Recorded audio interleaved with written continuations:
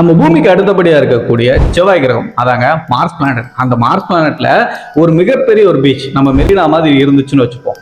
அந்த பீச்சில் படுத்துக்கிட்டு நம்ம இப்போ வாழ்ந்துட்டு இருக்க இந்த பூமியை வானத்துல மார்ஸ் பிளானட்ல படுத்து பார்த்துக்கிட்டு இருந்தோம்னா எப்படி இருக்கும் அதை பார்த்து ரசிக்கிற மூமெண்ட் அப்படிங்கிறது. டேய், நீ பாட்டு எதையாச்சும் உன் கற்பனையில ஓடிட்டு இருக்கிறதெல்லாம் ஒரு வீடியோ மேக் பண்ணி சொல்லிட்டு இருக்கேன், உனக்கு எது நட்டதும் கலந்துருச்சா அப்படின்னு நீங்க நினைப்பீங்க. ஆனா சமீபத்துல பண்ணப்பட்ட ரிசர்ச் மூலமா செவ்வாய் கிரகத்திலும் தண்ணீர் இருந்துச்சு, ஒரு மிகப்பெரிய கடற்கரையை பீச்சே இருந்துச்சு அப்படிங்கிற விஷயத்த கண்டுபிடிச்சிருக்காங்க அப்படின்னா உடனே நம்ம அமெரிக்காவுடைய நாசா தான் நினைப்பீங்க. அங்கதான் ஒரு மிகப்பெரிய ட்விஸ்ட். இதை கண்டுபிடிச்சது சைனா. மார்ஸ்ல சுத்திட்டு இருக்கக்கூடிய சைனாவுடைய ஜுராங் ரோவர் அப்படின்னு சொல்லப்படக்கூடிய அந்த ரோவர் மூலமா நடத்தப்பட்ட ஆய்வு மூலமா தான் செவ்வாய் கிரகத்திலும் பீச் இருந்துச்சு அப்படிங்கிற விஷயத்த சைனா கண்டுபிடிச்சு இப்ப ரிவீல் பண்ணியிருக்காங்க. என்னதான் சைனாக்கும் நமக்கும் ஏகப்பட்ட விஷயங்கள்ல போட்டியா இருந்தாலும் விண்வெளித்துறை சார்ந்த ஒரு ஆராய்ச்சியில ஒரு நாடு ஒரு விஷயத்தை கண்டுபிடிக்குது அப்படின்னா அதை கண்டிப்பா நம்ம அப்ரிஷியேட் பண்ணி தான் ஆகணும்.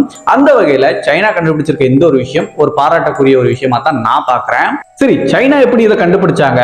இந்த மார்ஸ் பிளானட்ல இதுவரைக்கும் நம்ம நடத்தப்பட்ட ரிசர்ச் மூலமா என்னென்ன விஷயங்கள் கண்டுபிடிச்சிருக்கோம்? இந்த மார்ஸ் பிளானட்டை பத்தியும் இன்னும் கொஞ்சம் விஷயங்கள் எனக்கு தெரியாது, அதையும் நான் தெரிஞ்சுக்கணும்னு ஆசைப்படுறேன். இப்படி எல்லாம் பல கேள்வி உங்க மனசுல இருக்குல்ல, இது எல்லாத்தையுமே இந்த வீடியோல ஷார்ட் அண்ட் ஸ்வீட்டா நான் உங்களுக்கு எக்ஸ்பிளைன் பண்றேன். வீடியோக்குள்ள போறதுக்கு முன்னாடி நம்ம சேகர் விஷன் சேனலுக்கு தான் முதல்ல வந்தீங்கன்னா சேனல் சப்ஸ்கிரைப் பண்ணி பெல் நோட்டிஃபிகேஷன் பண்ணிட்டு வீடியோ கொஞ்சம் கூட ஸ்கிப் பண்ணாம ஃபுல்லா பாருங்க. வீடியோ பார்த்து முடிச்சதுக்கு அப்புறம் வீடியோக்கு ஒரு லைக் கொடுக்க மறந்துடாதீங்க. Welcome back another new video. நான் உங்கள் சேகர்.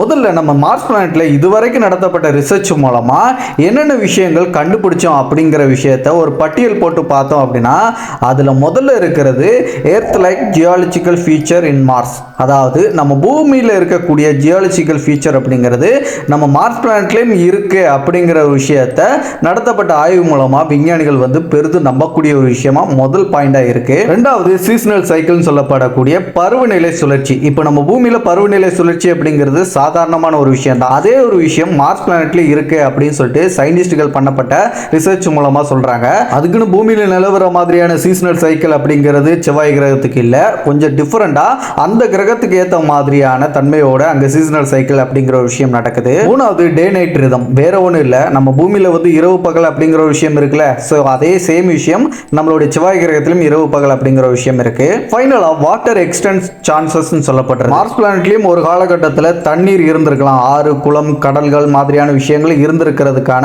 வாய்ப்புகள் இருக்கு, அதுக்கான தடயங்கள் இருக்கு அப்படிங்கிற விஷயத்தை தான் நாலாவது பாயிண்டா ரிசர்ச் மூலமா நம்ம கண்டுபிடிச்சிருக்கோம் இதுவரைக்கும் செவ்வாய் கிரகத்தில் நடத்தப்பட்ட ஆய்வு மூலமா. சரி, இதெல்லாம் கண்டுபிடிச்ச விஷயங்கள் இப்ப ரீசெண்டா சைனா மார்ஸ் பிளானட்ல பீச் இருந்ததுக்கான தடயத்தை கண்டுபிடிச்சான்னு சொன்னாங்கன்னு சொன்னியே, அதை பத்தி சொல்லுப்பா, தேவையில்லாத விஷயத்தை பேசிட்டு இருக்கீங்க அப்படின்னு நீங்க நினைப்பீங்க. நான் அதை பத்தி தான் சொல்ல போறேன், கொஞ்சம் கூட வீடியோ ஸ்கிப் பண்ணாம ஃபுல்லா பாருங்க. சைனாவுடைய CNSPA அப்படிங்கிற ஒரு அமைப்பு இருக்கு. அது வேற ஒன்றும் இல்லை, நம்ம இந்தியாவுக்கு எப்படி இஸ்ரோ சொல்லப்படக்கூடிய ஒரு ஸ்பேஸ் ரிசர்ச் சென்டர் இருக்கோ அதே மாதிரி தான் சைனாக்கு இருக்கக்கூடிய சைனா இன்டர்நேஷனல் ஸ்பேஸ் அட்மினிஸ்ட்ரேஷன் அப்படிங்கிறது தான் அந்த அமைப்போட பேரு. இவங்க விண்வெளி சார்ந்த ஆய்வுகளை பண்ணிக்கிட்டு இருப்பாங்க சைனால இருந்துகிட்டு. இவங்க என்ன பண்ணாங்க, 2020 சுராங் ரோவர் அப்படின்னு சொல்லப்படக்கூடிய ஒரு ரோவரை செவ்வாய் கிரகத்துக்கு அனுப்பி வச்சாங்க. அப்படி அனுப்பப்பட்ட அந்த ரோவருடைய பிரதான நோக்கமே மார்ஸ் பிளானட்ல நீர் இருந்துச்சா, நீர் இருந்ததுக்கான தடயங்கள் இது இருக்கா அப்படிங்கிற விஷயத்தை கண்டுபிடிக்கிறது தான் அந்த ரோவருடைய பிரதான நோக்கம். ஸோ அந்த வகையில் அது அனுப்பப்பட்டது 2020. அது லேண்ட் ஆகி ஆய்வுகளை பண்ண ஆரம்பிச்சது கடந்த ஒரு 4 வருஷத்துக்கு முன்னாடி. அதோட ஆய்வு பணிகளை அங்கே லேண்ட் ஆகி தொடங்குச்சு. ஏகப்பட்ட ரிசர்ச்சை முன்னெடுக்கிறதுக்கான அதோட பணிகள் கொஞ்சம் கொஞ்சமாக ஆரம்பிக்கப்பட்டு இப்போ ரீசெண்டாக அந்த ரோவர் இந்த நிலம் சார்ந்து, அதாவது மார்ஸ் பிளானட்டோட நிலம் சார்ந்து சொல்லிட்டு இருக்கேன், அது சார்ந்த ஆய்வுகளை பண்ணிட்டு இருக்கும் போது தான் அதோடைய மண் பகுதியில், அதோடைய சேண்ட் இருக்குல்ல, அதோடைய மண் பகுதியில் துளையிட்டு அந்த மண்ணோடைய தன்மை, அதில் எதுவும் தாதுக்கள் இருக்கா அப்படிங்கிற ரிசர்ச்சையும் பண்ண ஆரம்பிச்சிச்சு. இந்த ஆய்வு பண்ணுறதுக்காகவே அந்த ரோவரில் பொருத்தப்பட்டிருந்த கருவியோட பேர் தான் கிரவுண்ட் பெனட்ரேட்டிங் ரேடார் அப்படின்னு சொல்லப்பட்ட கருவி.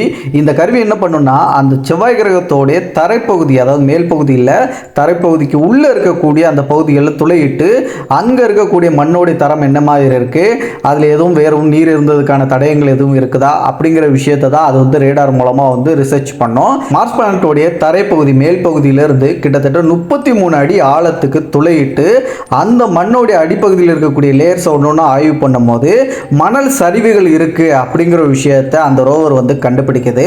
இந்த மணல் சரிவு அப்படிங்கிறது பெரும்பாலும் கடற்கரை ஓரங்களில் இருக்கக்கூடிய ஒரு விஷயங்களாக தான் நம்ம பூமியில் வந்து பார்ப்போம். ஸோ அதே விஷயம் இந்த செவ்வாய் கிரகத்தோடைய அந்த தரைப்பகுதியில் இருக்கக்கூடிய அடுக்குகளில் மணல் சரிவு இருக்கு அப்படிங்கிற பட்சத்தில் நிச்சயமா ஒரு மிகப்பெரிய பீச், அதாவது கடற்கரையே இருந்திருக்கு இந்த செவ்வாய் கிரகத்தில் அப்படிங்கிற விஷயத்த நம்ம சைனாவுடைய அந்த ரோவர் மூலமா சைனா வந்து அறிவிச்சாங்க. கடற்கரையே இருந்திருக்குன்னா கண்டிப்பா அங்க ஓஷன்ஸ் கடல்களும் இருந்திருக்கு அப்படிங்கிறதுக்கான ஒரு எவிடன்ஸா இது பார்க்கப்படுது. சைனா கண்டுபிடிச்ச இந்த ஒரு விஷயம் மட்டும் இல்ல, இதுக்கு முன்னாடி நடத்தப்பட்ட ரிசர்ச் மூலமா கூட செவ்வாய் கிரகத்தில் நீர் இருந்ததுக்கான தடயங்களை வந்து நிறைய கண்டுபிடிச்சிருக்காங்க. இது எல்லாத்தையும் வச்சு விஞ்ஞானிகள் என்ன சொல்றாங்கன்னா, பல கோடி வருஷங்களுக்கு முன்னாடி, தோராயமா ஒரு 400 கோடி வருஷங்களுக்கு முன்னாடி செவ்வாய் கிரகத்திலையும் கடல், ஏரி, குளம், ஆறு, குட்டைகள் இந்த மாதிரி விஷயங்கள் நிறைய இருந்திருக்கணும். தண்ணீரால நிறைய அந்த கிரகம் வந்து கவர் செய்யப்பட்டிருக்கணும். ஆனா இப்போ ஒரு பாலைவனம் மாதிரி தூசிகளால் கவர் செய்யப்பட்டிருக்கக்கூடிய ஒரு பிளானட்டா செவ்வாய் கிரகம் இப்போ நம்ம பார்க்கறதுக்கு மாதிரி இருக்கு. ஆனா இதுக்கு முன்னாடி இப்படி இருந்த ஒரு பிளானட் கிடையாது அப்படின்னு சொல்லிட்டு அவங்க நிறைய கருத்துக்களை முன்வைக்க தான் செய்யறாங்க. அந்த கருத்துக்கள் எல்லாத்துக்கும் வலு சேர்க்கிற மாதிரி இப்போ நடத்தப்பட்ட ரிசர்ச் மூலமா கண்டுபிடிச்ச அந்த ஒரு எவிடன்ஸா இருக்கட்டும், முன்னாடி கண்டுபிடிச்ச எவிடன்ஸா இருக்கட்டும், இது எல்லாமே ஒரு மிகச்சிறந்த ஒரு சான்றா இருந்துகிட்டு இருக்கு. சரிப்பா, இதெல்லாம் என்ன ஒரு பெரிய விஷயமா அப்படின்னு நீங்க நினைப்பீங்க. ஆனா செவ்வாய் கிரகத்தில் இந்த மாதிரி ஆராய்ச்சிகள் நடத்தப்படுறதுக்கான பிரதான நோக்கமே, செவ்வாய் கிரகத்தில் இந்த மாதிரி ஆய்வுகள் பல இது முன்னெடுக்கிறதுக்கான முக்கிய காரணமா நிறைய பேர் நினைக்கிறது, பூமியை தாண்டி செவ்வாய் கிரகத்தில் மனிதர்கள் வாழ்றதுக்கான சூழ்நிலைகள் ஏதாச்சும் சாத்தியக்கூறுகள் கிடைக்குதா அப்படிங்கறத தெரிஞ்சுக்கிறதுக்காகத்தான் நாசாவா இருக்கட்டும், சைனாவா இருக்கட்டும், நம்ம எலான் மஸ்கோடைய ஸ்பேஸ் எக்ஸ் நிறுவனமா இருக்கட்டும், இப்படி ஏகப்பட்ட ஸ்பேஸ் ஏஜென்சிகள் வந்து நிறைய ஆராய்ச்சிகள் பண்றதுக்கு காரணமா இருக்கு அப்படின்னு நினைப்பாங்க. ஆனா உண்மையான காரணம் அது மட்டும் கிடையாது.